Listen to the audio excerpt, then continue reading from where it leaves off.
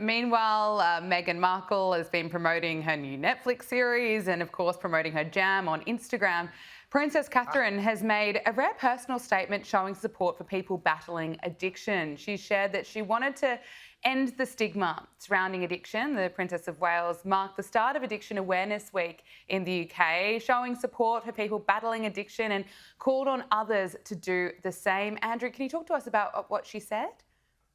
Yeah, I love this when people in the public eye can use their position to share and shine a spotlight on things that affect lots and lots of people. And she made a very powerful speech. I'll just give you a couple of excerpts from it. She said, "This Addiction Awareness Week, I am, as always, very glad to lend my support to this hugely important campaign. Mm. Through my role as patron of the Forward Trust, it has been humbling to see the significant progress made to better understand addiction and tackle the stigma surrounding it. But there remains much more to do. Addiction is not a choice," she continues, "or a personal failing, but a complex mental health condition that should be met with empathy and support. But still, even now in 2025, people's experience of addiction is shaped by fear, shame, and judgment. This needs to change." And Mm. well done for her for calling that out. And basically, this is the Forward Trust. It's a British charity that helps people with drug and alcohol dependence. She's been the royal patron since June 2021, and she signed this just with Catherine rather than her full name. And basically, what's really good, she's been returning to these royal duties since she stepped away from the spotlight briefly to deal with her cancer battle. She announced in March 2024 about the cancer battle and then underwent treatment, forcing her to take this break. But basically, she's been in September. She sort of said that at the moment she's cancer free. So all good news there. Well done her for shining a spotlight on that. I want us to be the generation that talks about these things, so the next Mm. generation doesn't suffer the stigma. So congratulations yet again to Princess Catherine for spotlighting this particular cause. Absolutely, such an important cause. The of Wales, rather, has also launched a large-scale research project on the technofriends that she believes is damaging parents' relationships with children. So the Royal Foundation for Early Childhood says that more evidence is needed about what causes people to turn to digital devices rather than engage in family life, and to help really combat this problem. So this foundation is going to donate £100,000 to a study which it hopes will lead change by offering practical solutions for parents. Look, another important cause here, Andrew. What can you tell us about this? Well, it's the first thing we touch in the morning and the last thing we touch at night. It's not our loved ones, but these things, isn't it? Yeah. And that's the problem. People are addicted.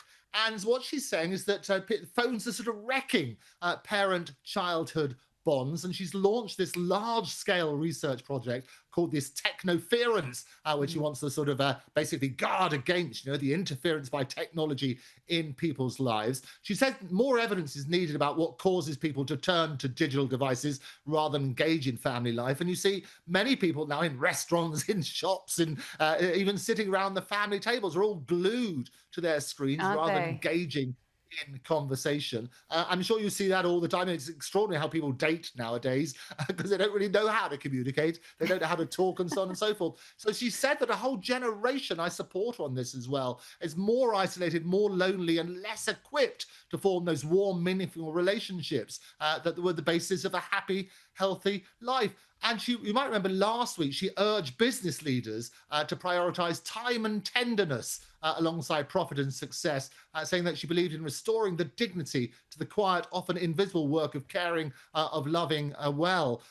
So it is interesting. I've spoken previously about the Wales' children.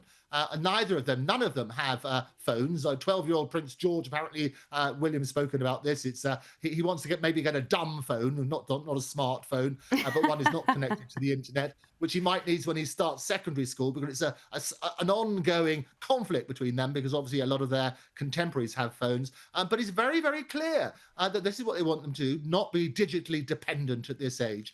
It was interesting. They refer to a new survey which has said that 62% of those in the UK, adults, said that they were sometimes, often, or always distracted by phones, was the big survey on that sort of basis, or digital devices while spending time with the family. So again, I would absolutely endorse this sort of stuff. The more Mm. we can make sure that people are not digitally dependent, the better. And so well done, Princess Catherine, yet again.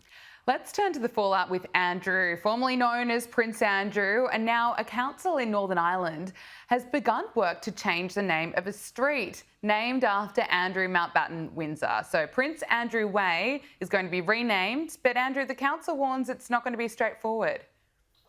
Well, Prince Andrew Way, no way, I can tell you what they want. So this is the Mid and East Antrim Council in Northern Ireland. They've begun work to change the name. Lots of residents complain, say we don't want it to be called Prince Andrew Way now, so that's going to happen. What happens is there's slight complications because there are things like bank accounts, so credit card, driver's license, utility bills, and so on and so forth. They're all dependent on getting the address right. And so what they've warned about, there will be these changes, but there will be those sort of impacts accordingly. So there is this sort of bureaucratic nightmare as a result of it. I mentioned previously as well, there's a pub very near to me called the Duke of York pub, which used to have a picture of Prince Andrew outside.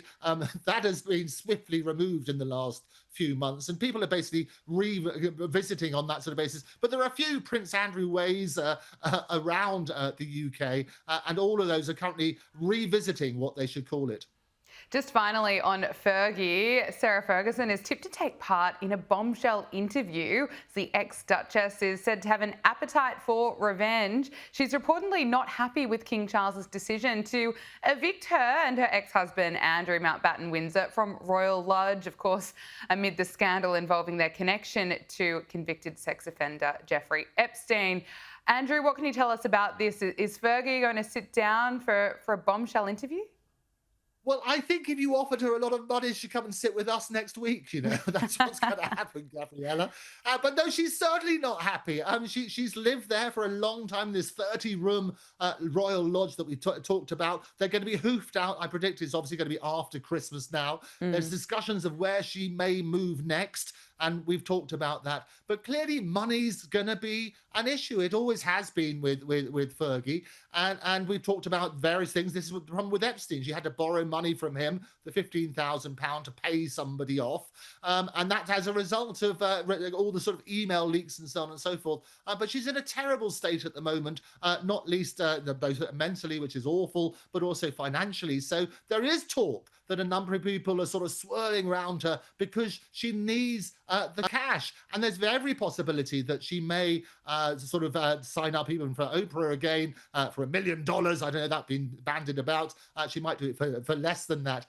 The big problem for all of this is obviously the king, because his whole reign has now been tarnished with this particular scandal. He wants to move on so they can work on that sort of basis.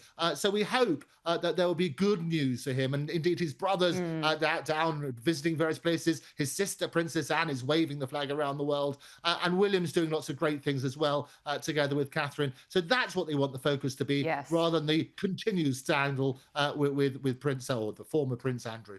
Absolutely. Andrew Eborn, royal broadcaster and barrister, and of course, president of Octopus TV. Thank you so much for your time with us on Power Hour. So good to talk to you. It's lovely to speak to you as always, Gabriella. See you next week.